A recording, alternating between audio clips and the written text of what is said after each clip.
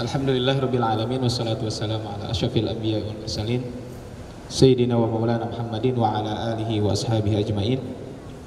Qala Allah ta'ala fil Qur'anil Karim, a'udzu billahi minasyaitonir rajim. Inna a'tainakal kautsar fashalli li rabbika wanhar inna syani'aka huwal abtar. Hadirin wa hadirat Allah Subhanahu wa taala. Insyaallah pada kesempatan kali ini di sore hari ini kita akan membahas tentang fikih kurban dan fikih Dzulhijjah. Maksudnya adalah sebenarnya ini rangkaian daripada ibadah Dzulhijjah. Karena disebutkan dalam satu hadis bahwa tidak ada satu amalan yang lebih aku cintai kata Rasulullah daripada apa? Amalan dilakukan di 10 awal bulan Dzulhijjah. Dan salah satu amalannya adalah ibadah kurban. Mungkin nanti yang amalan khusus di awal Dzulhijjah nanti diakhirkan. Sekarang insya Allah kita akan membahas tentang fikih kurban ya. Fikih kurban ya, di dalam bahasa Indonesia namanya fikih kurban. Tetapi kalau kita lihat di dalam literatur berbahasa Arab, itu lebih sering disebut dengan babul udhiyah ataupun babul adhahi. Salah satunya adalah di dalam buku yang ditulis oleh Al-Imam Ibnu Hajar Al-Asqalani di dalam bukunya Bulughul Maram min Adillatil Ahkam. Beliau menyebutkan salah satu bab ya, ini ada kitab Bulughul Maram. Mungkin ini salah satu referensi saya kira buat kita semuanya, karena di dalam buku ini adalah berbicara tentang hukum-hukum fikih. Ini bab-babnya, contohnya Kitabut Thaharah. Nanti akan dibahas tentang bab bersuci, wudu, mandi, tayamum, bagi perempuan mungkin haid dan nifas. Kemudian bagaimana tata cara membersihkan kotoran dan lain sebagainya.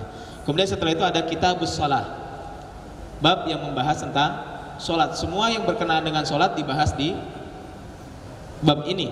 Ada nanti Babul Mawaqit, bab tentang waktu-waktu sholat. Terus di bawah nanti ada Kitabul At'imah, kitab yang membahas tentang makanan. Maka di antara bab tentang makanan adalah di sini ada babus shayd wad dzabaih, bab tentang berburu dan menyembelih hewan. Bagaimana tata cara menyembelih hewan dan bagaimana tata cara berburu yang baik. Kemudian setelah itu ada namanya babul adhahi, bab tentang udhiyah atau bahasa kita hewan kurban. Nanti kita bahas apa sedikit mungkin perbedaan kalau dari sisi bahasa Arabnya. Apa bedanya kurban dengan udhiyah gitu ya. Ya ini sudah menjadi bahasa kita. Ini namanya babul adhahi. Tapi di dalam tentang pembahasan tentang babul udhiyah ataupun fikih kurban dalam bahasa kita, apakah yang dimaksud dengan babul udhiyah tersebut? Ya, babul udhiyah. Ya.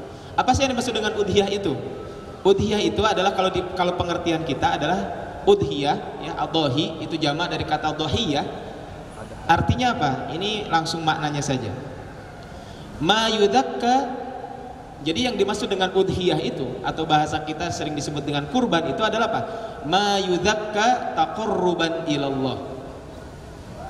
Sesuatu hewan yang disembelih. Tujuannya apa? Taqarruban ilallah. Tujuannya adalah mendekatkan diri kepada Allah Subhanahu wa taala. Ada nggak kurban yang bukan kurban? Ada nggak hewan yang disembelih bukan mendekatkan diri kepada Allah? Ada. Ada yang orang menyembelih hewan tujuannya apa? Contohnya untuk melakukan kesyirikan kan ada. Bisa juga ada hewan disembelih tapi apa? Tujuannya untuk makan-makan saja. Ada kan? Ada juga untuk mendekatkan diri kepada Allah. Ada. Di antaranya ada udhiyah, nanti ada aqiqah. Ada juga nanti apa? Al-hadyu. Ini rangkaian ibadah haji. Ini kan tujuannya apa? Taqarruban ilallah. Nah cuman apakah udhiyah dengan hadyu sama enggak? Ada persamaan, ada perbedaan. Maka lanjutnya apa? Fi ayyamin nahar. Hewan yang disembelih dengan tujuan bertaqarrub kepada Allah di hari nahar, hari penyembelihan. Berarti ini kalau akikah tidak masuk ya? Kenapa? Karena kalau akikah disembelihnya kapan? Berkaitan dengan kelahiran seseorang, berarti ini tidak masuk. Sekarang hadyu ini adalah rangkaian ibadah haji tamattu. Haji tamattu itu kan melaksanakan umrah dulu, kemudian setelah itu dia selesai umroh, dia melepas pakaian ihram, ya setelah tahallul, kemudian apa? Nanti pada tanggal 8 dia mengucapkan labbaik Allahumma hajjan. Ini mayoritas di Haji Indonesia. Mungkin di antaranya ada saudara kita, mungkin orang tua kita yang tahun ini melaksanakan ibadah haji. Nah, maka apa? Bagi orang yang melaksanakan haji tamattu itu, maka bagi dia harus menyembelih 1 ekor kambing. Tapi bukan udhiyah. Tapi apa? Itu namanya hadyu. Penyembelihannya apa? Penyembelihannya sama, tanggal 10, 11, 12 dan 13. Tapi ini rangkaian ibadah haji. Maka di sini apa? Bisyara'idho makhsusah, dengan syarat-syarat tertentu. Nah, berarti kan ini yang membedakan antara udhiyah ataupun bahasa kitanya kurban dengan hewan yang disembelih yang lain. Maka ini adalah pengertiannya seperti itu. Saya ulangi, hewan yang disembelih dengan tujuan bertakarrub kepada Allah Subhanahu wa taala di hari Nahr dengan syarat-syarat tertentu. Ini adalah yang namanya udhiyah. Nah, tadi saya sampaikan tentang apa? Kurban ya. Kurban itu apa sih? Nah, kalau kurban ya, kalau kita lihat ya di dalam Al-Qur'an ada kata kurban, ada nggak? Ada. Ada kata kurban di dalam Al-Qur'an. Nanti bisa lihat di dalam surat Al-A'raf ayat ke-27. Ya. Istilah kurban sering dipakai nama hewan kurban, hewan yang disembelih, hewan udhiyah. Nah, walaupun tadi kurban itu apa? Kurban itu adalah maknanya di sini apa? Kurban itu sesungguhnya kurban itu adalah segala apa yang dipersembahkan kepada Allah Subhanahu wa taala, baik bentuk hewan ataupun selain hewan, itu namanya kurban. Di dalam Al-Qur'an ada. Contohnya di dalam surat apa tadi? Surat Al-A'raf. Ini salah nomor suratnya. Surat Al-A'raf ayat ke-27. Kan ini kisah tentang siapa? Kisah tentang Habil dan Qabil dan Qabil. Habil dan Qabil. Habil itu adalah, dalam tafsir Imam Al-Qurtubi mengatakan bahwa Habil itu adalah seorang yang kerjanya menjadi peternak. Maka dia mempersembahkan seekor kambing yang terbaik. Sedangkan Qabil itu adalah seorang petani, dia mempersembahkan hasil pertaniannya. Maka apa? Idh qarraba qurbana. Ketika mereka berdua mempersembahkan korban. Nanti kan ini berarti apa? Yang tadi Habil mempersembahkan hewan, tapi kalau Qabil mempersembahkan apa? Mempersembahkan hasil pertaniannya. Fatuqbila min ahadihima wa lam yutaqabbal minal akhar. Allah menerima kurbannya Habil, tapi Allah tidak menerima kurbannya Qabil. Kenapa? Karena Qabil memberikan yang tidak baik, tapi kalau Habil memberikan yang terbaik. Maka berarti apa? Kurban itu berarti apa? Lebih umum daripada udhiyah secara makna. Kalau udhiyah tadi apa? Hewan yang disembelih. Tujuannya apa? Taqarruban ilallah, mendekatkan diri kepada Allah. Tapi kalau di dalam Al-Qur'an ketika berbicara tentang kurban, itu maka apa? Kurban itu adalah apapun yang kita persembahkan kepada Allah Subhanahu wa taala, baik bentuknya hewan ataupun selain hewan. Nah, tadi ada juga yang namanya akikah dan sebagainya. Tadi kalau akikah jelas ya, ada sedikit perbedaan. Kalau akikah sama, hewan yang disembelih mendekatkan diri kepada Allah, tapi ada syarat-syarat khusus juga. Syaratnya biasanya apa? Itu berkenaan dengan kelahiran seseorang. Tapi itu tentang pengertian daripada udhiyah tersebut. Termasuk di sini contohnya di dalam fiqh sunnah. Di dalam fiqh sunnah yang ditulis oleh Said Sabiq gitu ya. Di sini diantaranya apa? Beliau menyebutkan apa? Al-udhiyah. Ini kan udhiyah. Udhiyah artinya apa? Sama tadi, udhiyah itu hewan yang disembelih. Kalau di sini beliau menyebutkan lebih rinci. Wadhiyah ismun, sebuah penamaan kata beliau ya. Lima yudbahu minal ibili wal baqari wal ghanami. Sebuah penamaan terhadap hewan yang disembelih daripada unta, wal baqari daripada sapi, wal ghanami ataupun kambing. Yauman nahri wa ayyamit tasyrik, yaitu pada hari penyembelihan dan hari-hari tasyrik. Hari penyembelihan tanggal 10, hari tasyrik 11, 12 dan 13. Jadi kalau ada yang menyembelih tanggal 9, itu apa namanya? Bukan kurban. Atau ada yang menyembelihnya tanggal 14. Sama, itu juga bukan kurban. Kenapa? Karena ada hari-hari tertentu. Maka ini membedakan. Maka bisyara'id makhsusus wa taqarruban ilallah, tujuannya untuk mendekatkan diri kepada Allah Subhanahu wa taala. Kalau ada yang tanggal 10 Zulhijjah nyembelih, patungan, tapi contohnya mas, saya dengan keluarga istri saya, kemudian keponakan saya patungan yuk beli kambing gitu, kemudian disembelih tanggal 10, apakah itu kurban? Ya kalau tujuannya untuk apa? Tujuannya hanya untuk makan-makan saja, berarti itu bukan kurban. Kenapa? Karena tadi bukan tujuan untuk mendekatkan diri kepada Allah Subhanahu wa Ta'ala. Walaupun kalau pembahasan tentang fikih kurban ataupun fikihul udhiyah itu erat kaitannya dengan fikih penyembelihan. Kenapa? Karena di antara syarat sah penyembelihan itu apa? Syarat sahnya itu adalah harus mengucapkan Bismillahirrahmanirrahim. Bismillah. Walaupun yang menyembelih boleh nggak kalau perempuan menyembelih? Boleh-boleh saja. Jadi nanti kalau Idul Kurban, bisi gitu panitia di sini ada yang perempuan mau menyembelih, silakan saja hari wanita gitu. Cuman kan biasanya tidak ada ya perempuan yang menyembelih. Jadi yang menyembelih itu syaratnya bukan harus laki-laki, perempuan juga boleh untuk menyembelih. Nah ini erat kaitannya dengan itu. Kemudian selanjutnya, apa yang kita bahas daripada fikih kurban ini maknanya sudah tadi ya. Jadi kurban itu apa? Sesuatu hal ya, ini kan disebutkan udhiyah adalah sebutan bagi hewan ternak yang disembelih pada hari Idul Adha dan hari tasyrik dalam rangka mendekatkan diri kepada Allah Subhanahu wa Ta'ala. Ini disebutkan oleh Said Sabiq di dalam bukunya Fiqh Sunnah.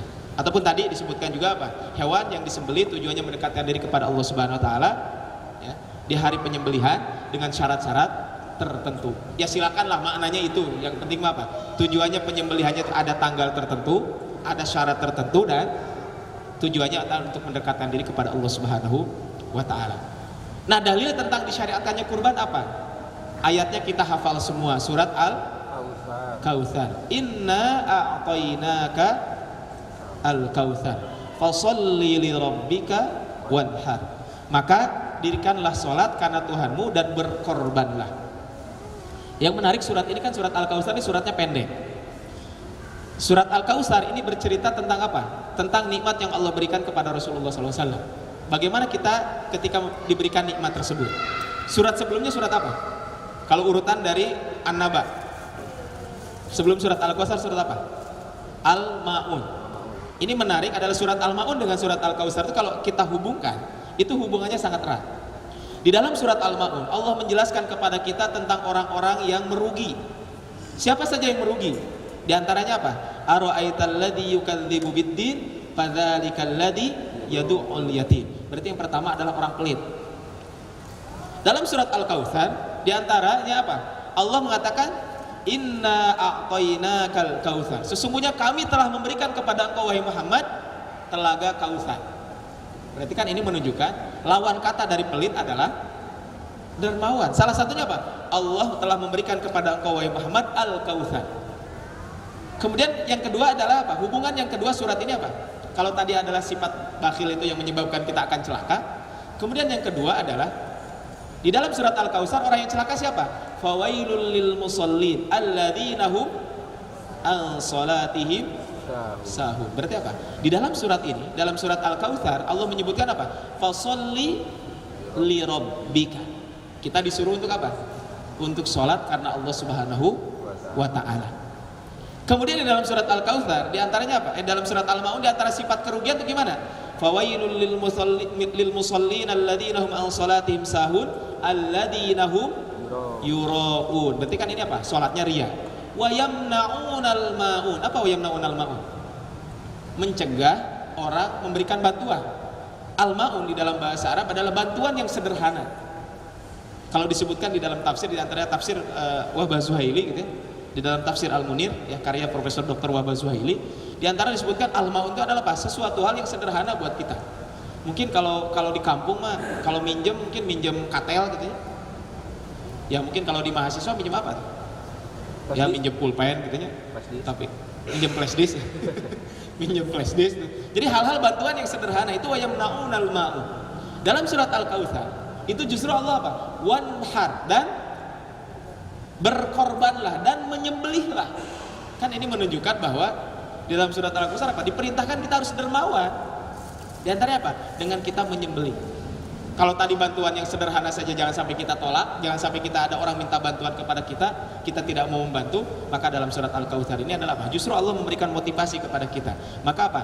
Fasholli li rabbika wanhar. Kemudian dalam satu hadis Ini hadis Rasulullah SAW. Jadi pertama adalah Al-Quran, dalilnya tentang apa? Disyariatkannya udhiyah. Yang kedua, dalilnya adalah diantaranya hadis di dalam Bulughul Maram, nanti bisa dilihat. Pertama, dalil disyaratkannya udhiyah dari Al-Quran, dari surat Al-Kautsar. Yang kedua, hadis dari Rasul dalam Bulughul Maram diantaranya, ini hadisnya adalah riwayat Imam Bukhari dan Imam Muslim. Yang menarik adalah di sini bahwa Rasulullah SAW dalam masalah udhiyah ini, kan hadis itu ada 3. Pertama ada fi'li, ada qauli, ada takrir, gitu ya. Pertama sabda Rasulullah SAW, yang kedua ada perbuatan Rasul, yang ketiga ada yang memang perbuatan sahabat disetujui oleh Rasulullah SAW. Dan udhiyahnya apa? Tiga-tiganya Rasul pernah melakukan. Perintah Rasul diantaranya apa? Di sini ada Rasul mengatakan begini. Ini di dalam hadis dalam Bulughul Maram juga. Man kana lahu sa'atun wa lam yudhi. Barang siapa yang dia punya kelebihan, kemudian dia tidak menyembelih, fala yaqrabanna musallana, maka janganlah kamu mendekati musalla kami. Kan ini berarti ancaman dari Rasul bagi orang yang mampu tidak menyembelih, ya. Nah, ini kan sabda Rasul SAW. Kemudian kalau dalam hadis riwayat Imam Bukhari dan Imam Muslim ini apa? Dari Anas bin Malik radhiyallahu anhu, anna Nabiyya sallallahu alaihi wasallam kana yudhi. Adalah Rasulullah sallallahu alaihi wasallam dahulu apa? Beliau itu adalah yudhi. Beliau menyembelih hewan udhiyahnya. Maka bahasanya yudhi. Bikabsyaini amlahaini aqranaini, dengan 2 kambing yang apa? 2 kambing amlahaini yang warnanya itu putih, aqranaini yang memiliki 2 tanduk. Maksudnya apa? Mun bahasa Sunda mah, jadi kalau kita menyembelih kambing itu, kalau kita menyembelih hewan kurban baik kambing atau sapi, dedeganana, tahu dedegan? Dedegan itu apa bahasa Indonesianya? Tampilannya. Kan tadi kalau namanya kenapa dipilih 2 tanduk? Karena biasanya yang memiliki 2 tanduk itu gimana? Biasanya gimana? Kan itu indah, kemudian biasanya juga besar dagingnya gitu. Tapi kita bukan berarti nyembelih karena tanduk gitu ya. Bisa jadi adu tanduknya bagus tapi krempeng. Nah, itu juga tidak. Kenapa? Wa yusammi, dan Rasul setelah itu apa? Mengucapkan tasmiyah, artinya bismillah. Wa yukabbiru, dan Rasul mengucapkan takbir. Maka nanti dalam riwayat Imam Muslim, bismillahi wallahu akbar. Wa yada'u rijlahu, dan Rasul menyeletakkan kakinya ala sifahima, dalam ujung lehernya. Jadi disunahkan kalau nyembelih kambing, ini kan kepala kambing, ini lehernya. Maka kaki kita disunahkan disimpan di leher sini, di leher kambing. Ya, leher sini. Di leher kambing itu disunahkan, disimpan gitu. Jadi di sias, tengah diinjak, tapi bukan dijejak satarikna gitu ya. Tapi ini sunnah Rasulullah SAW. Muttafaqun alaih. Wa fi lafdin, dan dalam lafaz lain mengatakan apa? Dzabahahuma biyadihi. Rasul menyembelihnya, kedua kambing tersebut dengan tangannya. Kan ini juga menunjukkan bahwa kalau kita kurban itu lebih utama kalau kita yang kurban itu yang menyembelih. Tetapi kan tidak semua orang komol menyembelihnya sapi gitu. Boleh nggak kita nyuruh orang lain? Boleh, ada hadisnya. Sama-sama riwayat Imam Bukhari dan Imam Muslim. Nanti ada hadis bahwa apa? Disebutkan kata Ali bin Abi Thalib, amaroni Rasulullah SAW apa? Rasulullah SAW memerintahkan kepadaku untuk apa? Untuk mengurus al-budnah, untuk mengurus hewan kurban punya Rasulullah SAW. Nanti kita bahas ya. Wa fi labdin saminaini, kan tadi beliau menyembelih dengan tangannya sendiri. Wa fi labdin saminaini, dalam lafaz lain tadi apa? Kan kabsyaini amlahaini aqranaini, 2 kambing yang tanduknya ada tanduknya. Kemudian yang selanjutnya apa? Saminaini, jadi 2 kambing anu gendut. Makanya ada di kita minyak samin ya. Minyak samin itu kan minyak lemak biasanya ya. Minyak samin itu kan ada minyak samin, katanya ibu-ibu biasanya tahu. Itu minyak yang berlemak. Jadi kambing bukan yang lemaknya banyak, tapi kambing yang memang besar. Dalam riwayat lain, saminaini. Kalau tadi pakai sin, ini pakai sa. Apa bedanya samin dengan samin? Kalau samin artinya gemuk, kalau samin artinya berharga, artinya harganya mahal gitu. Kan biasanya kalau harganya mahal gimana? Ya pasti. Nah, makanya jangan salah, bahasa Arab itu jangan salah ngomong intinya. Sama dalam bahasa Indonesia juga aja. Bahasa Sunda aya bata, aya batu, aya bati. Bata, batu bedanya. Bata, batu, bati itu beda gitu kan. Sama apalagi dalam bahasa Arab, jangan sampai salah. Samina ini dengan samina ini. Kalau samina ini artinya pakai sin itu adalah kambingnya besar. Kalau samina ini kambingnya dengan harga yang mahal. Maka ada as-saman. Saman itu kan harga. Artinya punya harga. Nah, ini ternyata ini adalah contoh daripada Rasulullah SAW bahwa apa? Rasul juga pernah menyembelih hewan kurbannya. Nah, ini juga yang disyariatkan oleh para ulama bahwa apa? Jadi menyembelih hewan kurban itu pertama disyariatkan menurut Al-Qur'an, yang kedua adalah disyariatkan menurut hadis Rasulullah SAW. Dan yang ketiga adalah para ulama sepakat ala masyru'iyati apa? Dzabhil udhiyah. Para ulama sepakat tentang disyariatkannya penyembelihan hewan kurban tersebut. Jadi itu adalah dalil yang para ulama sepakat tentang disyariatkannya. Cuman yang menjadi pertanyaan, yang bukan ininya, yang menjadi pertanyaan adalah hukum kurban itu wajib atau sunnah, itu saja. Kalau disyariatkan semua ulama sepakat. Itu adalah disyariatkan, kurban itu adalah disyariatkan. Cuman wajib atau sunnah, itu saja. Jumhur ulama mengatakan adalah sunnah muakkadah. Jumhur ulama mengatakan sunnah muakkadah. Tapi Abu Hanifah mengatakan wajib hukumnya. Dalil tentang wajibnya apa? Fasholli li rabbika wanhar. Salatlah kamu dan berkorbanlah dan sembelihlah. Kan ini perintah. Ada kaidah dalam bahasa dalam ilmu usul fikih itu apa? Setiap perintah itu adalah wajib gitu ya. Namanya perintah berarti wajib. Maka apa? Maka ulama mengatakan, oh kalau begitu kata Abu Hanifah ini wajib. Kemudian ada hadis lain mengatakan tadi yang saya bacakan, man wajada sa'atun, barang siapa yang dia mendapati kelapangan harta, falam yudhahi, namun dia tidak berkurban, fala yaqrabanna musallana, maka jangan sampai dia mendekati musalla kami. Kan ini ancaman dari Rasulullah SAW. Tidak mungkin ancaman kalau bukan wajib kan. Bagi yang mengatakan sunnah, apa dalilnya? Sama, bagi yang mengatakan sunnah juga dalilnya ada. Dalilnya adalah apa? Dalilnya di sini. Ini berkenaan nanti dengan orang yang mau kurban, kan dilarang memotong kuku ya. Kemudian dilarang memotong rambut sampai kurbannya itu disembelih. Ada mengatakan ini wajib, ada yang mengatakan juga sunnah. Di antaranya hadisnya ini, idza ra'aitum hilal dzulhijjah. Jika kamu melihat, ini dalil. Jika kamu melihat hilal bulan Dzulhijjah,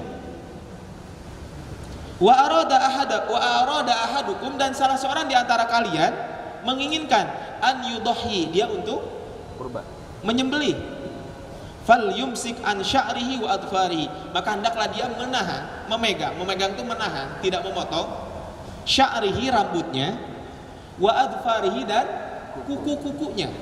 Kan di sini ada tulisan apa? Ida wa aroda, siapa yang mau, bukan wajib. Kalau bagi wajib berarti apa? Nggak usah ada aroda gitu kan. Maka berarti ini menunjukkan, kata jumhur ulama mengatakan ini adalah sunnah muakkadah. Kemudian yang lain juga mengatakan di sini aroda an yudhi. Dalil lain mengatakan bahwa Umar bin Khattab, di sini Umar bin Khattab dan Abu Bakar Siddiq radhiyallahu anhuma annahuma kana la yudhiyan. Pernah dalam satu masa Abu Bakar dan Umar itu tidak kurban, tidak menyembelih hewan udhiyah. Kenapa? Makhafatan an yaradalika wajiban, karena khawatir bahwa penyembelihan hewan udhiyah itu adalah wajib. Jadi memang ya wallahu alam, pendapat yang paling kuat bahwa menyembelih hewan kurban itu adalah hukumnya sunnah. Tetapi bukan berarti kita menyepelekan penyembelihan hewan kurban. Bagi yang mampu tiap tahun gimana? Ya nggak apa-apa, tiap tahun silakan saja bagi yang mampu. Bagi yang tidak mampu, ya mangga-mangga saja, namanya juga tidak mampu gitu. Jangan kan yang sunnah kalau yang tidak mampu, yang wajib saja ya, tidak dilaksanakan. Contohnya apa? Haji wajib apa sunnah? Kalau haji kan jelas wajib ya.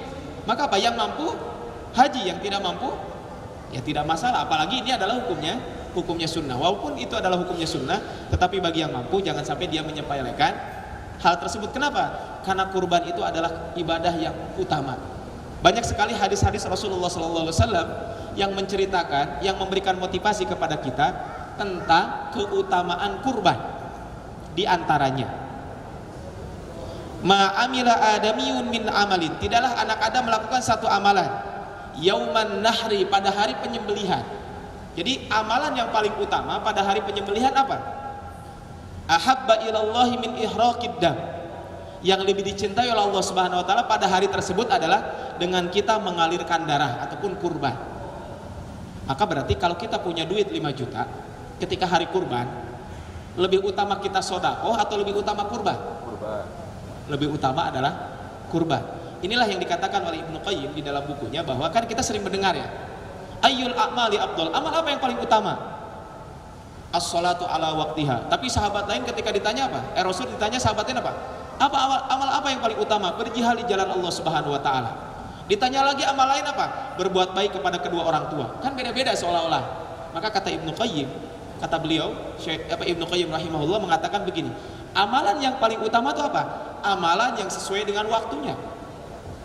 Kalau kita sedang tilawatil Quran, tiba-tiba adzan berkumandang, amalan yang paling utama apa? Mendengarkan adzan dulu ya, baru kita sholat. Jadi kalau adzan berkumandang, kita sedang tilawah, berhenti dulu untuk tilawah.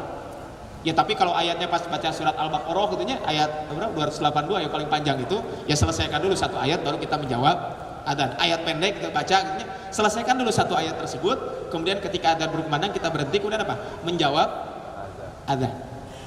Maka berarti apa? Amalan yang paling utama itu sesuai dengan waktunya. Nah pada tanggal 10 Zulhijjah, amalan yang paling utama gimana? Adalah berkurban. Kan bisa saja kalau ada orang mengatakan kan kurban itu bagi-bagi daging gitu ya. Sekarang kalau harga kambing berapa? 3 juta contohnya. 3 juta contohnya. Kalau kita kambing, kurban kambing berapa? Kira-kira berapa kilo jadinya kalau kambing 3 juta sekarang? Taruhlah 12 sampai 15 kilo gitu ya. Harga daging berapa Bu sekarang? Daging kambing? Ibu-ibu biasanya yang hafal? 80.000. 100.000 lah taruh gitu ya. Kalau 100.000, kalau 3 juta dapat berapa kilo kalau saya beliin daging? 30 kilo. Lebih utama mana saya beli 30 kilo kambing, apa daging, atau saya kurban kalau pada hari kurban? Kurban kan padahal sama-sama dibagikan gitu dagingnya mah. Tapi kenapa? Karena ini adalah bukan hanya bagi-bagi daging. Ini ada syiar Islam di situ. Kita mencontoh Rasulullah Shallallahu Alaihi Wasallam. Maka berarti kalau pas zamannya mudik, bukan mudik ya. Kalau waktunya kita libur, ada kesempatan berbuat baik kepada kedua orang tua, itu juga berarti apa? Amalan utama kita adalah mudik. Kalau kita harus pulang kepada kedua orang tua kita. Nah maka berarti amalan unggulan itu adalah tergantung waktu, tergantung situasi dan kondisi. Rasul mengatakan begini contohnya, setelah sholat isya itu kan tidak boleh ngobrol ya. Kata para ulama dimakruhkan kita ngobrol setelah sholat isya. Tapi kalau ada yang penting ya boleh-boleh saja. Kan kalau kata Bang Roma gimana? Begadang itu tidak boleh ya, kecuali kalau ada perlunya. Nah, tapi tadi maksudnya apa? Maksudnya ya tadi larangan tadi tidak sampai haram seperti itu ya. Keutamanya itu. Di antara keutamaan ada keutamaan-keutamaan yang lain. Banyak sekali keutamaan tentang berkurban. Di antaranya tadi ya, adalah apa? Itu adalah amal terbaik. Kemudian di sini juga disebutkan di antaranya keutamaan berkurban adalah apa? Kebaikan dari setiap helai rambut kambing tersebut. Di dalam sebuah hadis disebutkan, di sini ada hadisnya. Likulli sya'ratin bikulli sya'ratin, kata Rasulullah SAW apa? Bikulli sya'ratin hasanatun, setiap helai rambut itu adalah satu kebaikan. Qalu, para sahabat berkata, fasubu ya Rasulullah bagaimana kalau bulunya? Apa beda bulu dengan rambut? Ada lain ya, bulu dengan rambut beda. Maka kata Rasulullah apa? Bikulli sya'ratin minas sufi hasanah, setiap helai rambut dari bulu tersebut adalah kebaikan. Tapi bukan berarti nanti hitung-hitungan, kalau gitu mah mendingan kambing we hiji gitu nya. Kambing makan sendiri cenanya. Lamun sapi berapa? 7 orang. Coba lamun sapi 7-an. Berarti bulunya dibagi-bagi gitu nya. Ya ini kan ibaratnya gini, pahalanya saking besarnya gitu kan, bukan berarti tadi kudu dihitung bulunya ya enggak usah gitu ya. Itu mah namanya melelahkan diri gitu. Tapi ini pahalanya sangat besar. Kemudian pahala yang lain apa? Ibadah kurban adalah di sini apa? Berkurban membawa misi kepedulian pada sesama dan mengembirakan kaum du'afa. Kan ada sisi-sisi sosialnya juga. Nah ini yang Rasul mengatakan begini. Dalam sebuah hadis, Ali bin Abi Thalib mengatakan, Amaronin Nabi sallallahu alaihi wasallam an aqwama ala budnihi. Rasulullah sallallahu alaihi wasallam memerintahkan kepadaku untuk apa? Untuk mengurus hewan kurbannya. Wa an uqassima luhumaha wa juludaha wa jilalaha 'alal masakin. Dan kami katanya apa? Saya disuruh oleh Rasulullah SAW apa? Untuk membagikan daging, membagikan kulit. Jadi kulit itu dibagikan bukan dijual ya. Nanti kita bahas. Wa jilalaha, jilal itu apa? Kan kalau beli unta contohnya kan. Unta itu kan kalau beli kan ada pelananya gitu ya. Jilal itu ya, pelananya gitu. Tapi kan kalau di kita mau beli sapi ya, sapi mah nggak ada ya, nggak ada pelananya kan. Kalau beli sapi ya bukan berarti kayak tambang, kan kita beli sapi gitu ya. Kemudian ayat tambangnya dibagikan, enggak lah itu mah ya. Alal masakin, kepada orang-orang miskin. Katanya kalau pengantin baru semuanya masakin ya. Karena dimasakin kumituha. Ya. Wala u'tiya fi jizaratiha minha syai'a. Dan aku tidak diperbolehkan memberi sesuatu apapun dari hewan kurban sebagai upah kepada penyembelihnya. Jadi aku dilarang untuk memberikan upah kepada penyembelih hewan kurban tersebut dari hewan kurban tersebut. Nah, nanti pertanyaannya, lamun panitia kumaha? Kan di kampung mah kadang suka ada panitia yang makan gulai gitu ya, siang-siang lapar, ini dagingnya di mana? Kita ngambil dari hewan kurban contohnya. Boleh atau tidak? Nanti kita bahas ya.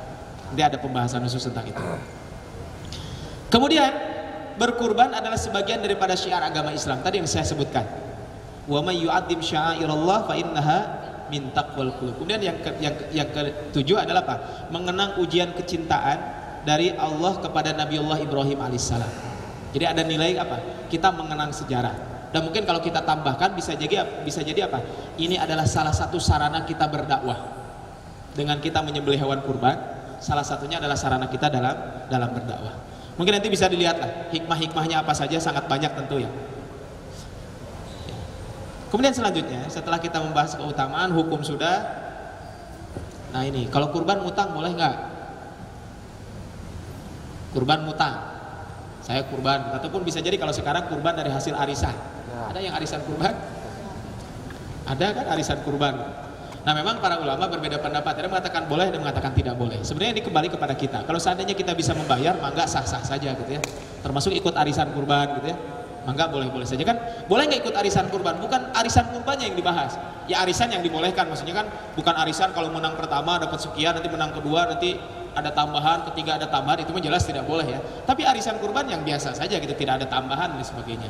Tapi ini adalah hukum kurban kalau kita ngutang. Di sini kan ada, kalau Imam Ahmad mengkiaskan kepada apa? Kepada akikah. Akikah. Kan kullu ghulamin murtahinun bi aqiqati. Setiap anak tergadai dengan akikahnya. Ini pembahasannya khusus dalam akikah. Kemudian apa kata Imam Ahmad? Imam Ahmad mengatakan, aku berharap jika dia berhutang untuk akikah. Jadi kalau mau akikah nggak punya duit, ngutang heula. Aku berharap mudah-mudahan dengan dia berhutang untuk akikah agar Allah segera menggantinya, karena dia menghidupkan sunnah Rasulullah SAW dan mengikuti ajaran yang beliau bawa. Jadi kan kata Imam Ahmad, boleh-boleh saja kalau kita kurban dari hutang. Tetapi tadi dihitung-hitung dulu, kira-kira sanggupkah saya bayar? Ya kalau seandainya kita tidak sanggup bayar, ya lebih baik jangan hutang. Kenapa? Karena repot nanti kan, udah 5 tahun kok kurbannya sudah selesai, tapi hutangnya masih kene ada. Kan maka ini kembali kepada kitanya. Ya tapi sekali lagi ini kan sesuai dengan kemampuan kita. Apakah ini termasuk mampu atau tidak? Nah tadi, karena hukum kurban sendiri adalah sunnah muakkadah. Nah jenis hewan kurban adalah apa yang kita sembelih? Karena ini adalah ibadah. Kan bisa saja ada orang mengatakan kan ibadah kan kita ini adalah penyembelihan, kan ibadahnya itu bukan membagikan daging saja. Tadi kalau hanya membagikan daging gimana? Ya udah, yang mending beli daging ayam kan. Coba kalau kambing kan kita kurban kambing 3 juta. Paling jadi 15 kilo lah taruh gitu ya. Contohnya saja. Kalau kita beli daging mentahnya jadi dapat berapa? Kalau 100.000 dapat 30 kilo. Karena ini bukan pembagian dagingnya saja, tapi ada nilai syariatnya. Nah, boleh nggak kita kurban pakai kelinci? Atau kurban pakai ayam gitu? Ya tidak boleh. Kenapa? Karena di sini apa? Walikulli ummatin ja'alna mansaka. Dan bagi setiap umat kami berikan tuntunan berkurban. Lihat kurusmallahi ala ma razaqahum min bahimatil an'am, agar kalian mengingat nama Allah Subhanahu wa taala atas rezeki yang dilimpahkan kepada kalian berupa hewan-hewan ternak, bahimatul an'am. Kemarin yang nanya, "Ustaz kan emang ayam bukan binatang ternak?" Maksud bahimatul an'am di sini adalah maksudnya adalah unta, sapi, kerbau, kambing, domba gitu ya. Itu maksud bahimatul an'am di sini adalah itu. Ya, boleh nggak kita kurban kerbau? Boleh, tapi jarangnya yang kurban kerbau ya. Ya relatif jarang ya. Tapi kan paling di kita mah sapi dengan kambing. Kalau unta ada nggak yang kurban unta di Indonesia? Ada. Nggak ada ya, karena untanya juga nggak ada ya, kecuali ada unta di kebun Kopi. Makanya katanya satu-satunya makhluk di Arab itu yang tidak bisa berbahasa Arab adalah unta.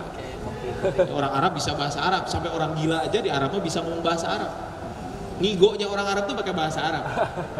Tapi onta mah tetapnya ternyata bisa ngomong bahasa Arab. Jadi tadi ya, unta, sapi, kerbau, kambing, domba itu adalah apa? Itu adalah binatang yang memang apa? Jenis hewan yang harus kita kurbankan adalah ini. Ketentuan jumlahnya bagaimana? Nah ini mungkin ketentuan jumlahnya. Untuk sapi ataupun unta itu adalah 7. Ini hadis riwayat Imam Muslim, sepakat ya. Dari Jabir, kami menyembelih bersama Nabi SAW di Hudaybiyah. Hudaybiyah itu adalah sebuah perkampungan ya, batas kota Mekah menuju ke Jeddah, itu namanya Hudaybiyah. Sekarang terkenal dengan nama Sumaisi. Jadi Sumaisi, namanya sekarang adalah Sumaisi. Jadi kalau mau ke Jeddah itu ada sampai sekarang ada namanya masjid tempat perjanjian Hudaybiyah itu masih ada. Tapi orang lebih mengenalnya sekarang adalah Sumaisi. Jadi nama tempat namanya Sumaisi. Nah, di situ katanya apa? Al-badana. Badana itu artinya apa? Unta. Ansab'atin wal baqarati ansab'atin. Jadi unta untuk 7 orang dan sapi juga untuk 7 orang. Kalau kambing gimana? Kalau kambing adalah hanya untuk 1 orang. Walaupun satu kurban bisa untuk 1 keluarga. Contohnya apa? 1 kambing bisa untuk 1 keluarga. Tapi tetap kalau lapor ke masjid 1 saja gitu ya, atau 1 keluarga gitu ya. Maksudnya gini, maksudnya saya sebagai kepala keluarga, boleh saya menyembelih kambing, tapi apa? Kambing ini untuk saya dan untuk keluarga saya secara pahala gitu ya. Tapi kambingnya tetap boleh 1. Di antaranya di sini, yudahi bisyat kana rajul fi ahdin Nabi SAW, adalah orang di zaman Rasulullah SAW. Pada masa Rasulullah ada seorang menyembelih apa? Yudahi bisyat. Nah mungkin satenya bahasa kita ya. Mungkin Allah alam dari dia berarti syatun, syat jadi apa? Sate. Jadi sate. Allah alam benar apa tidak? Kan bahasa kita sate. Nah, kalau sate itu yang terkenal sate apa? Kambing. Kambing. Dah sate sapi ada nggak? Ada, tapi nggak setenar sate kambing. Ada gitu kan, kalau sate kambing mah ada kambing muda, ada kambing tua, ada kambing jantan, setengah muda, setengah tua gitu ya. Tapi ada nggak sate ayam muda? Kan nggak ada.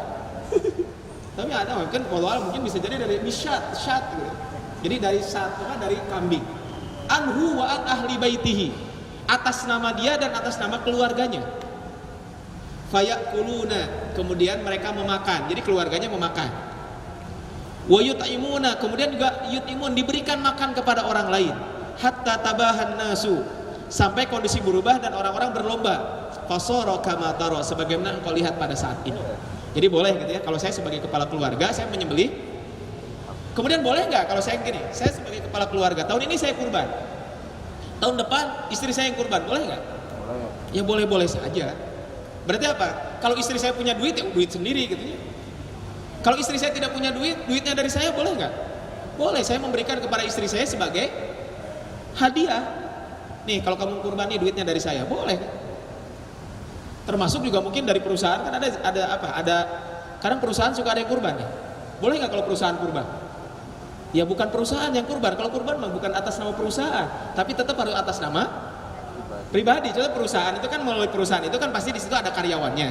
Nah mungkin tinggal dilimpahkan kepada atas namanya, ya mungkin atas nama, ya mungkin di situ ada satpam gitunya. Ya udahlah satpam saja yang kurban. Tapi mungkin untuk laporan mungkin ini dari perusahaan ini, mangga-mangga saja. Tapi kalau menyembelih jangan sampai nanti panitia Bismillahi wallahu akbar an PT apa gitu kan. Tapi Bismillahi Allahu akbar an fulan, tetap jadi disebutkan namanya siapa gitu ya. Jadi nama seseorang yang harus kurban tersebut. Ya jadi, nah kemudian saya memberikan ke istri saya, boleh-boleh saja, mangga gitu kan. Salah satunya Siti Fatimah, ya. Istrinya siapa? Fatimah itu. Ali bin Abi Thalib radhiyallahu anhu, ya. Beliau itu Sayyidah Fatimah itu pernah menyembelih kurban. Dan ini dikatakan oleh Rasulullah SAW di sini. Ya Fatimah. Kan ini Fatimah apa? Fatimah itu pernah kurban. Kemudian apa? Ya Fatimah, kumi fashhadi udhiyataki. Wahai Fatimah, berdirilah kamu dan saksikan hewan kurban yang kamu kurbankan tersebut. Berarti kan Siti Fatimah kurban. Berarti boleh-boleh saja kan kalau seandainya apa? Seandainya ada seseorang yang mau kurban ataupun udah well lah karena saya sebagai kepala keluarga katanya saya mencari duit, saya tiap tahun kurban. Insya Allah nggak apa-apa. Tetapi insya Allah pahalanya tetap akan sampai kepada istri dan anak-anak termasuk keluarga besar kita semuanya. Jadi itu ya. Jadi tidak ada larangan bahwa seorang wanita juga kurban atau bisa jadi kepada anaknya kurban. Nah, cuman mungkin menjadi pertanyaan adalah sekarang kalau kurbannya itu adalah patungan, se-RT gitu ya. Boleh nggak? Ya kalau dilihat dari hadis ini adalah kalau dilihat dari hadis Rasul memang pernah kurban untuk beliau dan untuk keluarganya. Tapi patungan nggak? Kan nggak patungan. Tapi itu uang dari siapa? Dari Rasulullah Shallallahu Alaihi Wasallam. Nah seandainya kalau kan biasa di sekolah ada sekarang ya, di sekolah-sekolah kan suka ada patungan gitu ya. Bagaimana solusinya? Solusinya adalah silahkan patungan seperti itu. Setelah patungan bagaimana? Uang sudah terkumpul, maka setelah itu supaya menjadi hewan kurban bagaimana? Berikan kepada salah seorang guru di situ bisa, gitu ya. Contohnya di situ wali kelasnya, gitu kan. Tapi punten bisa di sini ada yang wali kelas jadi modus, gitu ya. Nah, ayo kumpulin uang untuk kurban, kita latihan. Nah, ini kan nggak boleh nih kalau anak-anak rame-rame kurban gini. Buat ibu saja ya. Nah, itu kan modus itu namanya. Tapi bisa saja kan supaya itu menjadi hewan kurban bagaimana? Maka apa? Diberikan uang tersebut kepada ya salah seorang guru di situ ataupun bisa jadi ya kalau sekolah atau di sebuah RT bisa ada apa? Diberikan kepada salah satu orang di RT tersebut. Kemudian apa? Siapa yang dapat pahala kurban? Ya orang yang kurban yang diberikan tadi. Tapi orang-orang tersebut yang mengumpulkan itu mendapatkan pahala sedekah. Kemudian setelah itu mau dimakan lagi, boleh-boleh saja dah. Hewan kurban mah tidak ada ketentuan bahwa yang memakan hewan kurban itu hanya fakir miskin saja. Hewan kurban itu apa? Siapa yang boleh makan? Ya siapapun boleh memakan hewan kurban tersebut ya. Jadi ini satu keluarga boleh ya seperti ini. Kemudian ini kalau kurban atas nama orang yang sudah meninggal boleh atau tidak? Ini ada 3 hal. Yang pertama, kalau dia wasiat berarti harus. Kalau dia wasiat ya itu mah beda ya.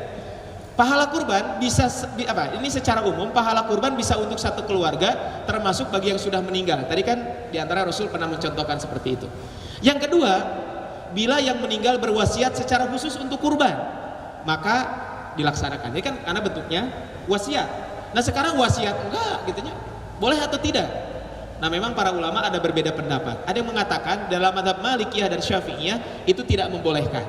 Kenapa? Karena di dalam Al-Quran wa allaisa lil insani illa ma sa'a. Jadi manusia itu sesuai dengan ya apa yang kita perbuat gitu kan. Maka berarti tidak boleh gitu kan. Yang kedua adalah ada yang membolehkan. Di antaranya mazhab Imam Ahmad dan Abu Hanifah itu membolehkan. Dalilnya apa? Salah satu dalilnya adalah ya di sini salah satunya ini ya. Kemudian ada dalil yang lain ya. Ada dalil yang lain yang mengatakan bahwa apa? Bahwa tidak dibolehkan untuk kurban itu apa? Kurban bagi orang yang sudah meninggal diantaranya apa? Yang membolehkan, yang tidak membolehkan dalilnya tadi. Yang membolehkan dalilnya apa? Yang membolehkan diantara dalilnya adalah ya, dalil yang membolehkan orang kurban untuk orang yang sudah meninggal itu adalah diantaranya kan Rasulullah SAW pernah ditanya tentang seseorang yang sudah meninggal dunia dia belum sempat haji. Ya Rasul, apakah boleh saya menghajikan dia? Ya boleh kata Rasulullah SAW. Maka ketika itu maka dikiaskan haji tersebut kepada kurban tersebut. Maka wallahu alam ya, mangga silakan saja. Bagi yang berkeyakinan ini silakan, enggak juga yang berkeyakinan saya mah tidak usah, mangga saja. Toh juga dua-duanya ada landasan yang kuat, tetapi ya tentu setiap kita punya pilihan masing-masing ya. Tapi tadi kalau mau lebih hati-hati ya udahlah enggak usah kurban gitu ya. Maksudnya apa? Enggak usah kurban atau apa? Udah kurban untuk sendiri saja. Toh insya Allah juga dia orang yang sudah meninggal itu akan mendapatkan pahala. Tapi ketika ada orang melakukan juga jangan sampai kita saling mencela antara satu dengan yang lain ya.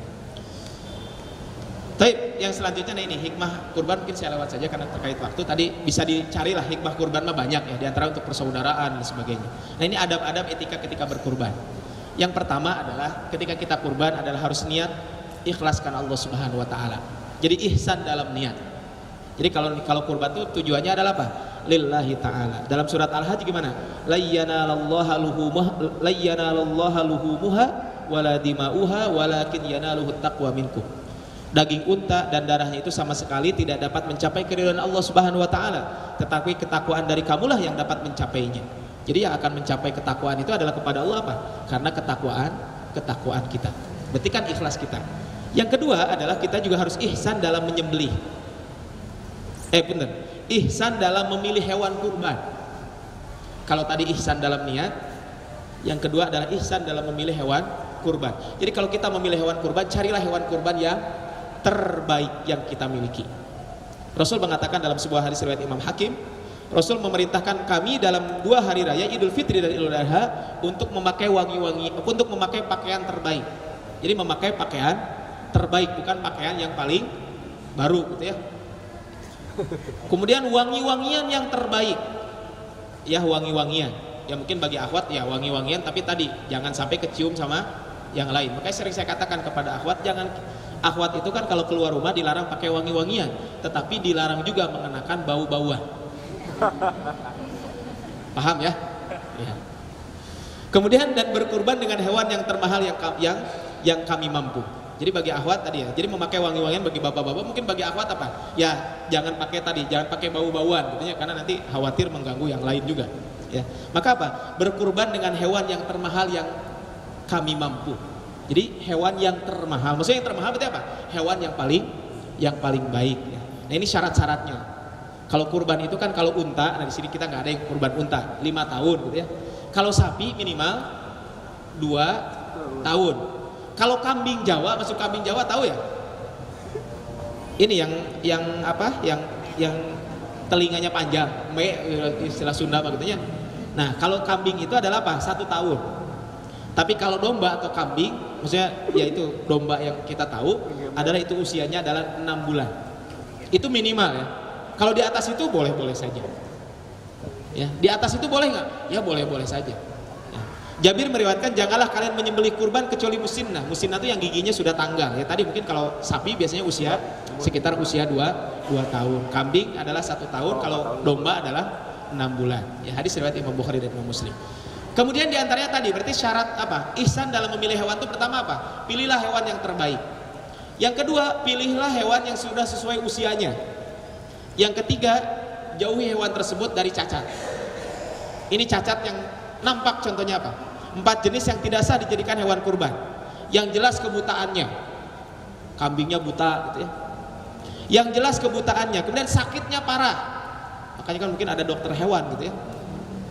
Kemudian yang pincangnya parah, mungkin lumpuh, gitu ya, lumpuh, pincangnya sudah tidak boleh apalagi lumpuh.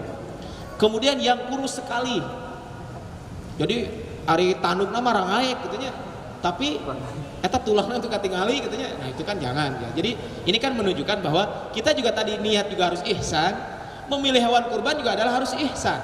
Tadi disebutkan di dalam Al-Quran tentang kurban apa? Idh qarraba qurbana fatuqubila min ahadihima walam yutaqabbal minal akhar. Jadi carilah hewan kurban yang terbaik. Nah, ini mungkin ayam mungkin jika kia do mana gitu ya. Baik, kita lanjutkan. Kemudian yang ketiga adalah setelah kita memilih hewan kurban yang terbaik, maka kita juga harus ihsan dalam penyembelihan. Maksud ihsan dalam penyembelihan apa? Menyembelih dengan tangan sendiri. Ini kalau mampu. Jadi diantaranya apa? Kalau yang kurban itu adalah lebih baik, lebih utama adalah apa? Menyembelih sendiri. Kalau tidak mampu menyembelih sendiri gimana? Bisa menyuruh kepada orang lain, tetapi disunnahkan melihat hewan yang kita sembelih tersebut. Maka mungkin kalau panitia ya diundang gitu. Diundang saja semua yang mau kurban itu, dikasih tahu bahwa kita akan menyembelih jam segini. Bagi yang ditawarkan dulu, bagi yang mau menyembelih sendiri mangga silahkan. Ya bagi yang mau mewakilkan kepada panitia silahkan. Kemudian bagi yang mau melihat ya dikasih tahu juga. Karena tadi perintah Rasul ketika ya Fatimah, qumi fashhadi udhiyataki. Wahai Fatimah, berdirilah kamu dan saksikanlah hewan sembelihanmu itu. Ya, maksudnya hewan kurban tersebut. Jadi disunnahkan seperti itu. Jadi ihsan dalam penyembelihan. Kemudian apa? Menyembelih dengan ihsan dan sesuai aturannya. Jadi kalau menyembelih dengan sesuai aturan yang ada. Di antaranya apa? Di antaranya adalah menyembelih itu tidak boleh dengan pisau numintul gitu ya. Kan di sini apa? Fa idza dabahtum fa ahsinud dzibha. Ketika kamu menyembelih, maka menyembelihlah dengan cara yang baik. Di antaranya jangan sampai ketika kita menyembelih gimana? Pesona teh beringasah teh diharapkan domana gitu ya, jangan. Rasul melarang seperti itu. Dan Rasul juga mencontohkan, memerintahkan kepada Siti Aisyah radhiyallahu anha untuk apa? Untuk apa? Menajamkan pisaunya. Dan ternyata waktu itu yang menajamkan pisaunya siapa? Siti Aisyah radhiyallahu anha. Jadi boleh suaminya anu nyembelih, istrinya anu ngasah bedog gitu nya. Tapi biasa nama istri jarang yang ya, biasanya suami sekalian satu paket. Bisi mau mangga aja silahkan. Kemudian minimal menyaksikan penyembelihan dan berdoa ya. Allahumma taqabbal, nanti doanya ada ya di dalam hadis. Kemudian yang ada penyembelihannya apa? Yang menyembelih balik dan berakal, laki-laki maupun perempuan sama saja. Jadi laki-laki dan perempuan dalam penyembelihan boleh. Tapi pernah nggak ada yang melihat perempuan menyembelih? Jarang. Saya sih belum melihat juga gitu. Karena tadi mungkin diantara kita diantaranya kalau menyembelih itu adalah katanya harus laki-laki. Menggunakan alat sembelihan yang tajam, ya tong memintul gitu ya. Tidak menzolimi dan menyakiti hewan kurban, jangan didolimi gitu ya.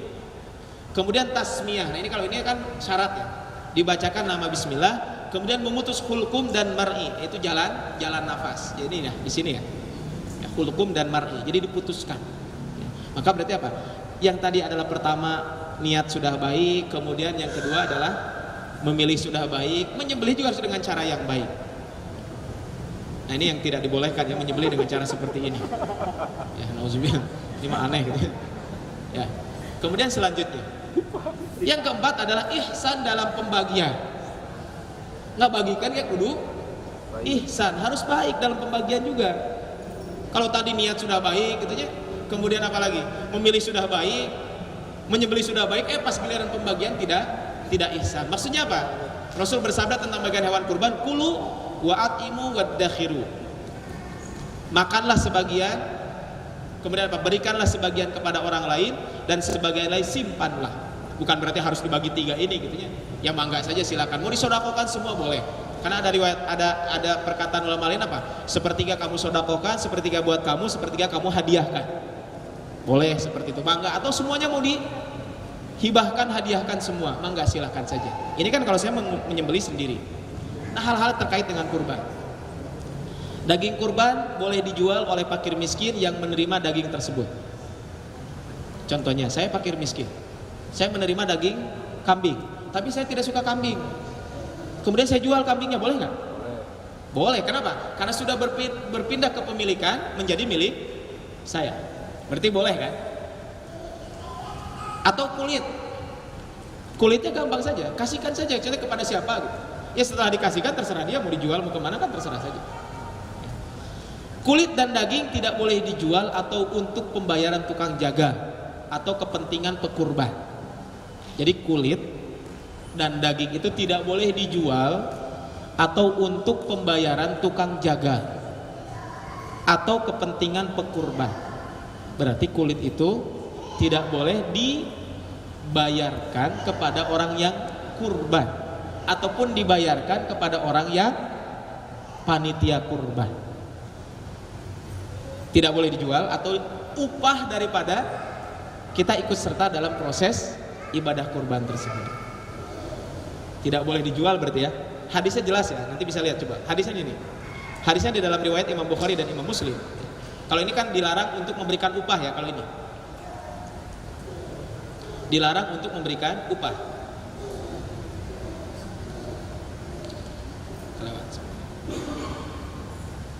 Ya, ini hadisnya dari Ali bin Abi Thalib yang saya tadi bacakan hadisnya.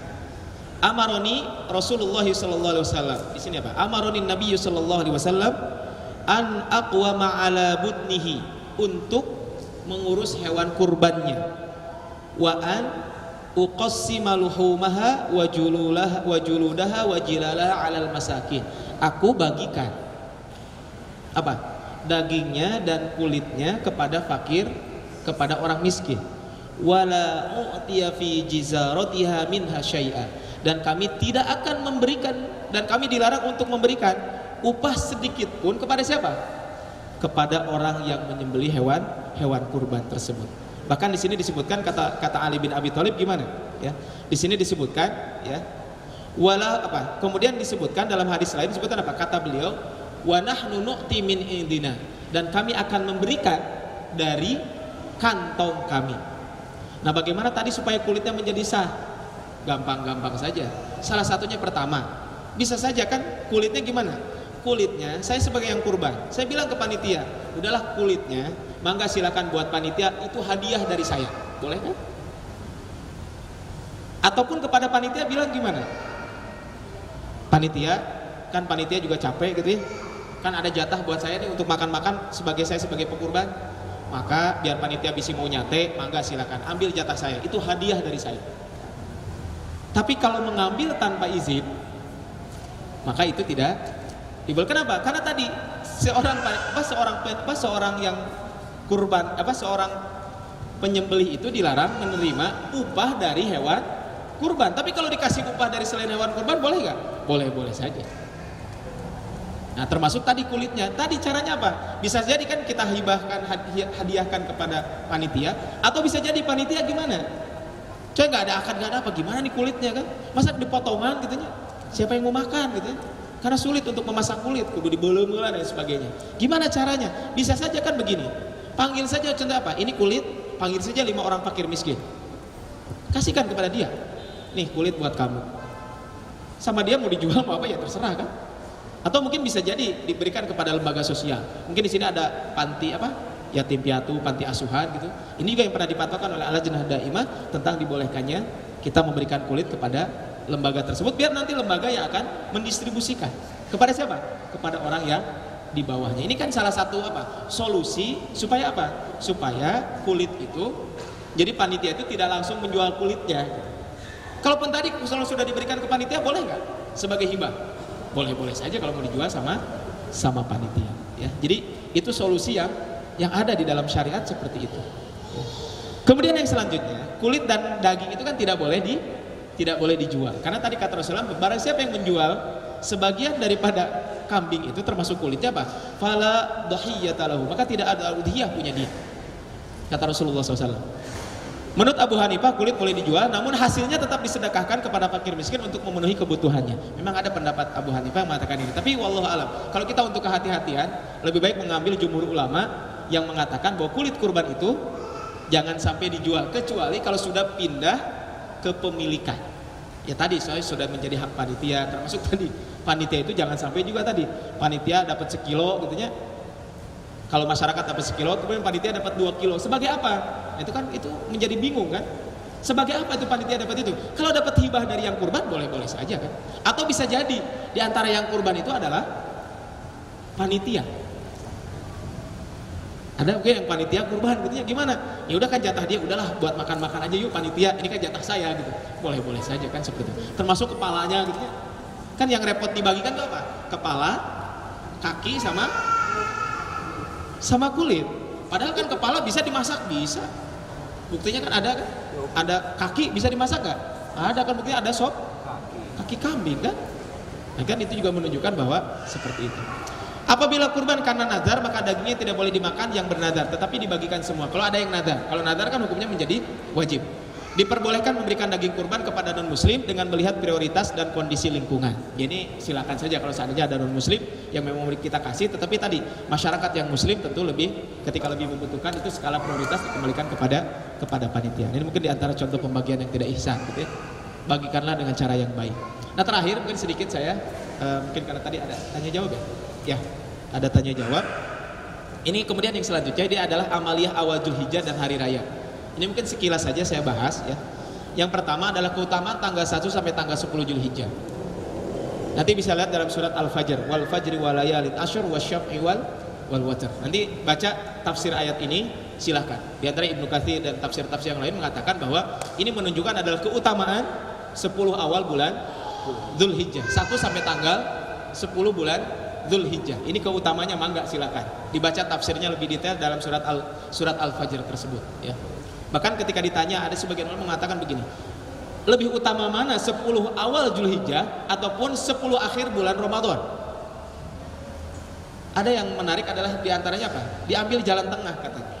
Kalau malam hari itu lebih utama adalah 10 awal bulan 10 akhir bulan Ramadan. Tapi untuk siangnya adalah lebih utama adalah 10 awal bulan Zulhijjah. Kenapa? Karena diantaranya disyariatkan juga kita disunnahkan untuk saum.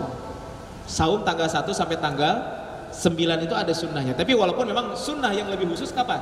Pada tanggal 9 Zulhijjah saja. Hadis riwayat Imam Abu Daud disahihkan oleh Syekh Albani mengatakan, "Ma min ayyamin al-amalus sholihu fiha." Tidak ada satu amal soleh, tidak ada satu hari yang amal soleh pada hari itu apa? Ahabbu ilallah min hadil ayyam. Allah melebihi cintanya daripada apa? Daripada dilakukan pada hari-hari ini, yakni ayyamul asyr, yaitu pada 10 awal bulan Dzulhijjah. Qalu, para sahabat berkata, ya Rasulullah, wahai Rasulullah, walal jihadu fi sabilillah. Bagaimana dengan jihad di jalan Allah Subhanahu wa taala? Qala walal jihadu fi sabilillah. Kata Rasulullah, walaupun jihad di jalan Allah Subhanahu wa taala, maka apa? Keutamaan 10 awal bulan Dzulhijjah ini lebih utama daripada itu. Illa, kecuali, katanya apa? Rajulun, seseorang, kharaja bi nafsihi wa malihi, orang yang berjihad dengan jiwa dan hartanya, falam yarji min dzalika syai'un, namun tidak ada yang kembali satupun, ataupun kecuali kalau dia mati syahid. Kan ini menunjukkan bahwa berarti 10 awal bulan Dzulhijjah adalah ini yang banyak dilupakan oleh sebagian masyarakat kita. Jadi ini adalah hari-hari yang sangat istimewa. Jangan sampai kita melewatkan saja. Jangan sampai kita melewatkannya. Berapa hari lagi? Sekarang tanggal berapa? Kemarin kan Kamis tanggal 15 ya. 16, 17 berarti sekarang. Karena sekarang tanggal 17 Dzulqa'dah. Berarti sekitar 13 hari lagi. Mungkin nanti dibuatlah. Teman-teman di sini bisa ada punya grup WhatsApp ya. Hadis ini di-share gitu ya. Hadis mamin ayyamin al-amalus shalih fi. Kemudian apa? Di situ ada amal-amal saja harus kita lakukan di 10 awal bulan Dzulhijjah tersebut. Kemudian kita ingatkan, ini adalah awal-awal bulan Dzulhijjah. Salah satunya apa? Untuk memotivasi orang untuk senantiasa melakukan kebaikan-kebaikan. Amal apa saja yang harus kita lakukan? Yang pertama adalah memperbanyak zikir kepada Allah Subhanahu wa taala. Dalam hadis riwayat Imam Ahmad dari Umar bin Khattab radhiyallahu anhu, tidak ada hari yang paling agung dan amat dicintai oleh Allah Subhanahu wa taala untuk berbuat kebaikan di dalamnya daripada 10 hari Dzulhijjah. Maka kata Rasulullah SAW, fa'akthiru fihinna minat tahlil wat takbir wat tahmid. Perbanyaklah ucapan tahlil, yaitu la ilaha illallah, kemudian takbir dan tahmid. Artinya berarti di 10 awal bulan Dzulhijjah ini apa? Kita perbanyak zikir kepada Allah Subhanahu wa taala. Bahkan termasuk sebagian ulama disunnahkan kita memperbanyak takbiran, memperbanyak baca takbir. Cuman beda saja takbirnya. Nanti ada takbir mutlak, ada takbir muqayyad. Kalau mutlak itu apa? Kapanpun kita boleh takbir. Siang, sore, malam, pagi, boleh. Ini namanya takbir mutlak. Itu 1 sampai tanggal 9. Tetapi ketika memasuki tanggal 10, itu namanya takbir muqayyad. Takbir di waktu-waktu tertentu, yaitu apa? Setiap selesai sholat. Jadi setiap selesai sholat itu, nanti tanggal 10, 11, 12, dan 13, sampai asar tanggal 13, kita disunnahkan untuk takbiran. Jadi nanti kalau imam sebelum baca zikir subhanallah subhanallah, maka apa? Kita baca Allahu akbar dan seterusnya. Ya, tapi tadi harus dijelaskan dulu ke masyarakat. Bisa nanti terjadi hal-hal yang tidak diinginkan di masyarakat. Karena selama ini kan masyarakat tahu itu takbiran itu hanya malam takbiran, artinya tidak ada siang takbiran. Ya, hanya malam takbiran saja. Kemudian yang selanjutnya adalah saum sunnah. Ya, khususnya minimal tanggal 9 bulan Dzulhijjah tersebut sering disebut dengan saum Arafah. Karena saum pada 1 hari bulan Arafah itu gimana? Sama dengan Allah akan mengampuni dosa-dosa kita yang telah lalu dan dosa-dosa kita yang akan datang. Ini dosa besar apa dosa kecil? Ya wallahu alam adalah kalau dilihat di antara Syekh Muhammad bin Shalih Al-Utsaimin ketika menjelaskan di dalam Bulughul Maram, ini ada dalam hadis Bulughul Maram juga, maka kata beliau adalah yukaffirus sanatal madiyah wal baqiyah. Jadi akan menghapus dosa-dosa kita yang lalu dan akan datang adalah maksudnya apa? Menghapus dosa-dosa tersebut adalah dosa-dosa kecil. Kenapa?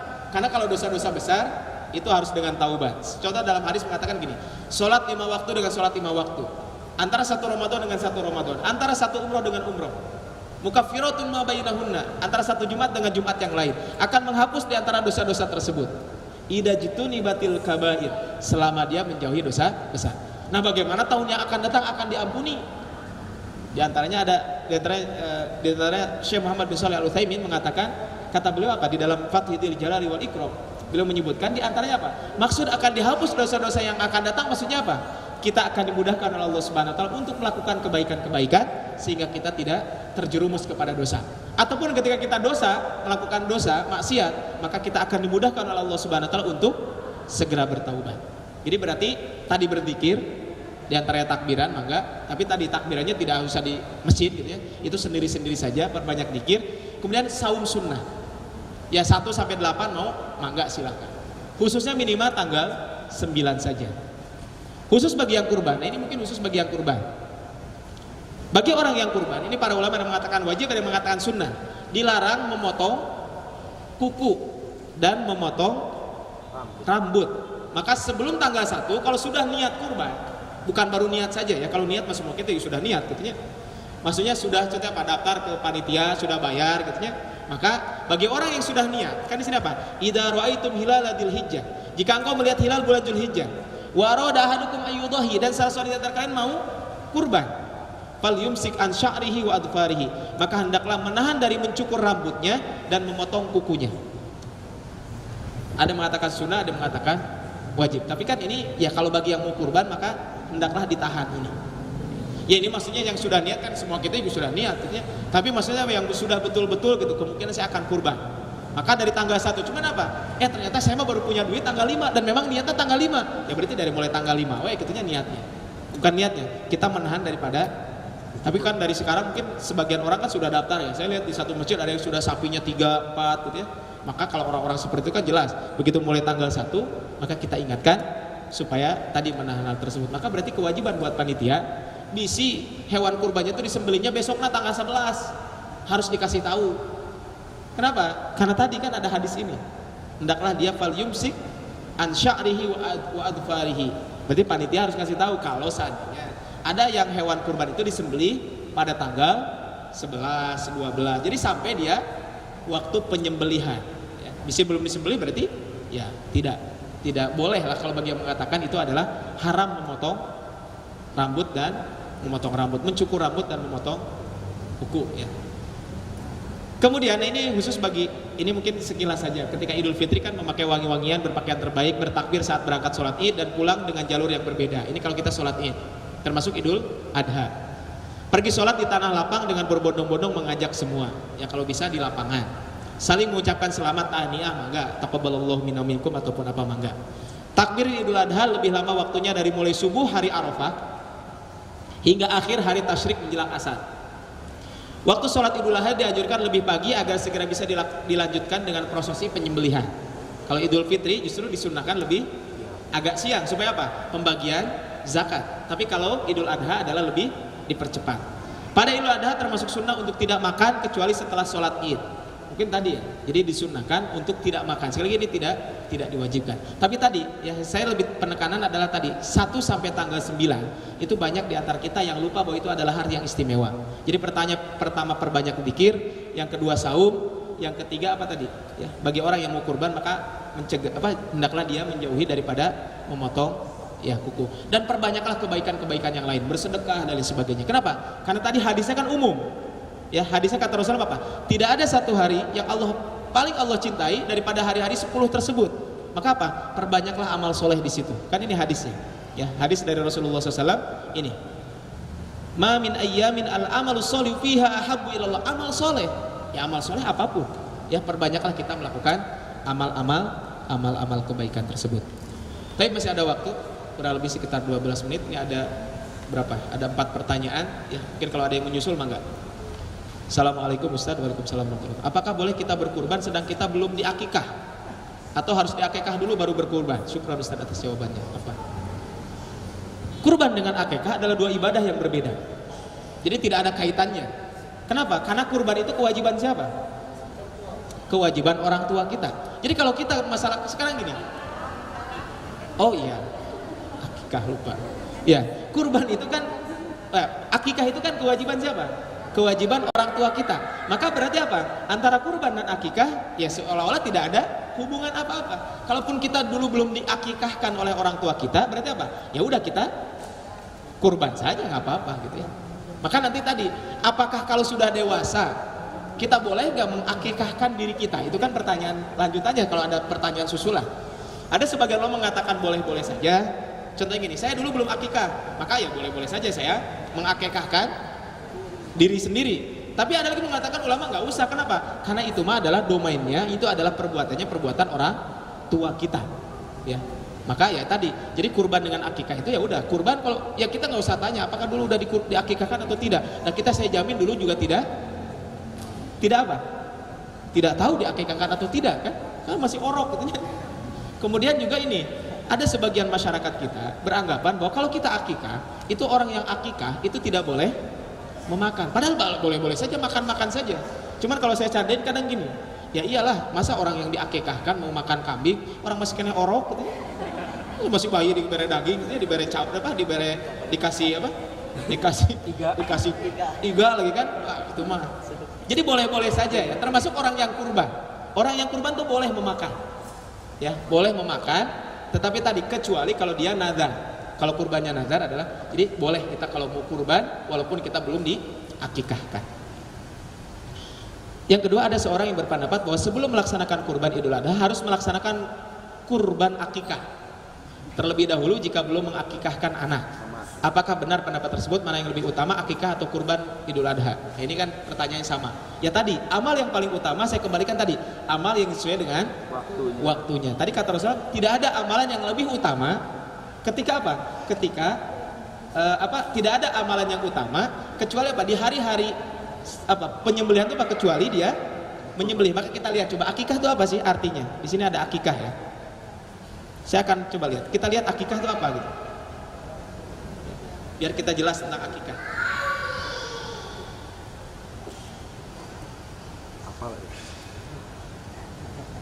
Ya, tentang akikah contoh di sini.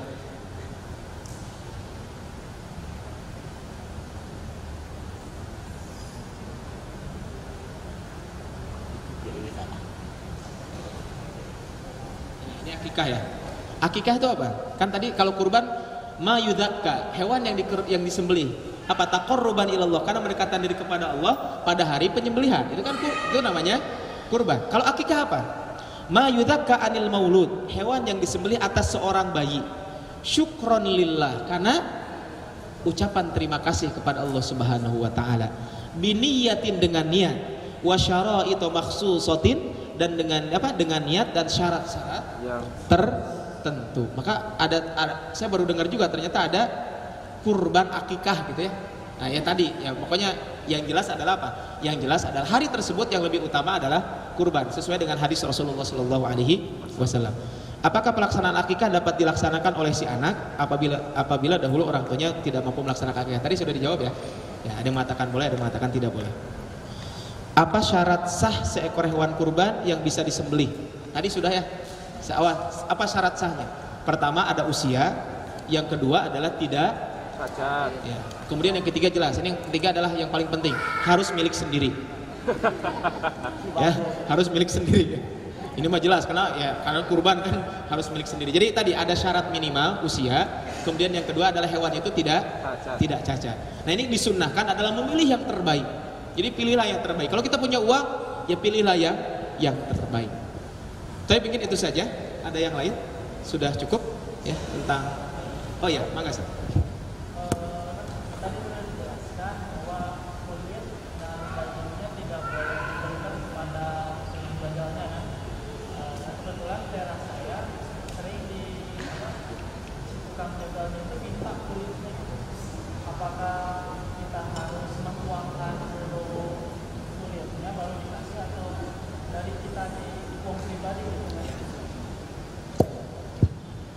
Yang jelas gini, tidak boleh memberikan upah ya. Upah sekali lagi. Upah dari daging ataupun apapun dari hewan kurban. Mau dalemannya gitu kan, dalemannya juga tetap, atau kakinya atau kepalanya apapun, tidak boleh diberikan upah kepada yang menyembelih tersebut. Kalau dia mau mensyaratkan seperti itu ya nggak usah. Kenapa? Karena kita juga sebagai panitia, contohnya apa? Ya kalau menyetujui gimana? Kan berdosa juga gitu ya. Nah, bagaimana kata Ali bin Abi Thalib? Wa nu'ti min indina. Biarkanlah kami akan memberikan dari kantong kami. Berarti apa? Berarti kalau begitu, ya bagi yang kurban itu, maka dibicarakan lah. Mungkin panitia kurban, mungkin kalau di kota-kota besar sih insya Allah sudah tidak masalah ya. Karena ada biaya administrasi ataupun biaya operasional kurban ya. Kalau kurban contohnya 2 juta, ada biayanya contohnya 200.000. Maka 200.000 itulah untuk apa? Untuk beli plastik, untuk makan panitia, untuk apa lagi? Biaya contohnya apa? Untuk apa tadi? Upah buat jaga dan sebagainya. Boleh kita kasihkan, boleh, tapi bukan sebagai upah, tapi sebagai hadiah. Apa bedanya upah dengan hadiah? Kalau hadiah mah ya kita tidak boleh menuntut hadiah kan. Contohnya gini, saya tiba-tiba pulang dari mana, saya maksa sama kakak saya, sini minta hadiah. Nggak boleh. Kenapa? Hadiah mah tidak boleh dipaksa. Tetapi kalau upah gimana? Itu mah hak saya. Saya sudah bekerja nyangkul perjanjian. Kalau saya nyangkul dapat 10.000. Setelah beres nyangkul gimana? Saya tagih. Tapi kalau hadiah gimana? Saya nyangkul itu apa? Tiba-tiba yang punya, ayo dong mana tuh hadiah namanya kan 10.000, ya nggak boleh. Maka tadi boleh. Nah kejadian seperti itu bagaimana? Ya jangan. Nah bagaimana seandainya ada di satu tempat yang kurban itu dia memang terbatas cuma punya duit segitu-gitu gitu untuk biaya beli kambing saja. Ya mungkin kalau masjid punya anggaran bisa saja diambil dari anggaran masjid. Itu kan salah satu solusi gitu ya. Atau tadi kalau bisa minta kepada yang kurban, ataupun bisa jadi dihibahkan saja, bukan diberikan sebagai. Tapi tadi namanya hibah, ya bisa dapat bisa enggak. Namanya juga hibah kan, dihadiahkan saja. Tapi lamun disyaratkan jangan. Soalnya oke lah tenan naon sok. Boleh saya menyembelih hewan kurban atau saya jadi panitia, tapi syaratnya tolong kamu memberikan hadiah kepada saya kulit. Eta memaksa namanya gitu ya.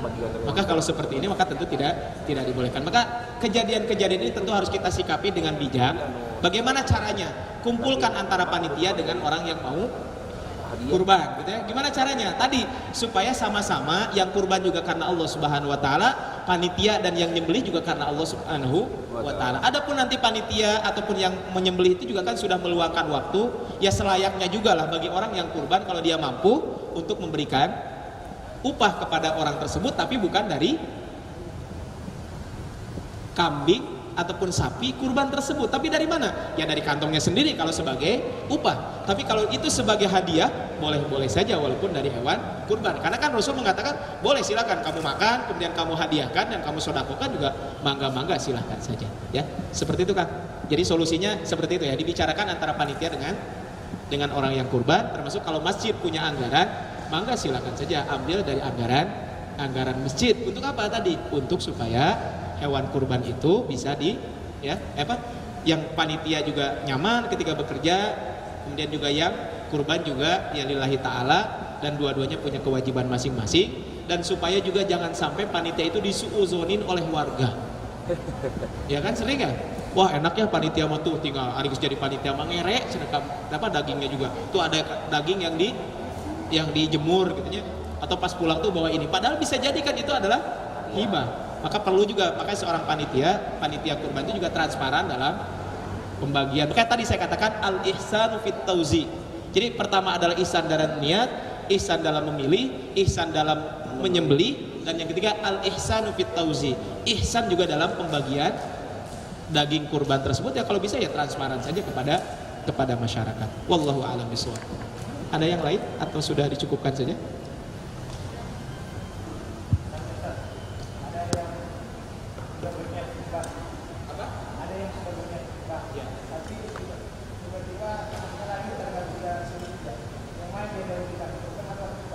Kurban.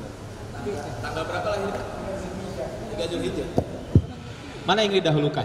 Yang didahulukan adalah akikah. Kenapa yang didahulukan akikah? Al-ghulamu murtahinun bi aqiqatihi. Itu kan kewajiban orang tua. Ya, kenapa? Karena tadi ini berkenaan dengan kelahiran dan ini kan tidak bisa ditunda. Kalau kurban kan bisa tahun depan. Tapi kalau punya duitnya 6 juta ya dua-duanya kurban akikah. Itu lebih baik gitu. Ini mah babnya cuma bukan itu dengan sakitu-kituna gitu ya. Ya, berarti apa? Karena tadi al-ghulamu murtahinun bi aqiqati. Dan ini kan terbatas waktunya. Kalau kurban kan mungkin masih bisa tahun depan dan sebagainya. Dan ini adalah kewajiban orang tua bahwa dalam masalah akikah tersebut. Ini kan babnya adalah mana yang lebih didahulukan kan?